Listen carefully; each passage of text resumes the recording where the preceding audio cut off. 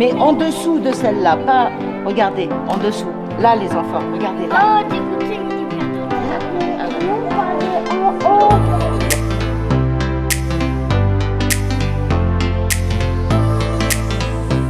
Dans un lombricomposteur, il va falloir installer les lombrics qui ne vont pas venir tout seuls, contrairement à un composteur extérieur qui sera placé dans la nature et là où les lombrics présents dans l'environnement vont venir tout seuls.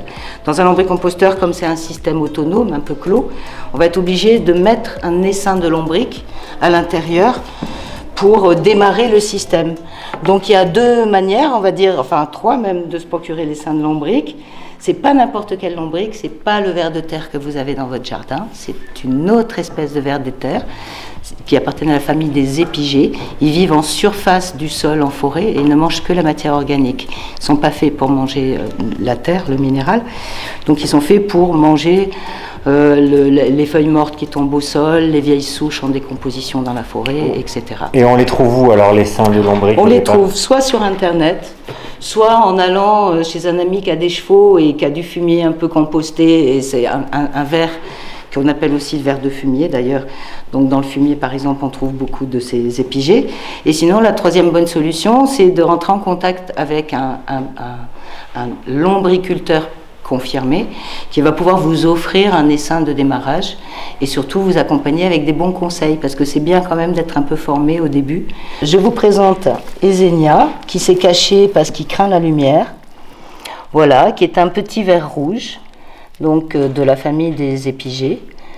Ça veut dire que ce petit ver a des pouvoirs assez extraordinaires. Il est en capacité de manger la moitié de son poids de déchets par jour. Et comme il est très généreux, Esénia, à la place de vos déchets, de vos épluchures, de vos pots de bananes, de vos cartons de papier toilette ou de vos soupes à lin, il va vous donner un super compost qu'on appelle du lombricompost, qui est un compost encore plus performant que le compost des composteurs classiques.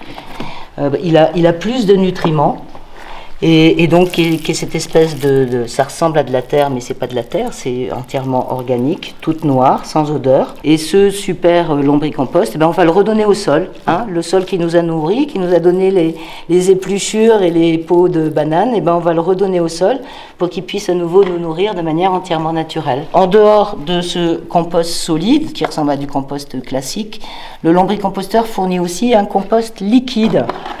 Un compost liquide qui ressemble alors là, il n'y en a pas parce que j'ai transporté le lombricomposteur. On en voit un petit peu dans le coin, mais il y en a très peu. Un liquide noir, inodore aussi, et qui est très, très, très intéressant aussi en pouvoir nourrissant pour le jardin. Et donc, que je vais utiliser en le diluant à 10%, parce que c'est très puissant quand même. Donc, on va l'utiliser soit en arrosage, soit en pulvérisation foliaire pour aider la plante à renforcer ses défenses immunitaires.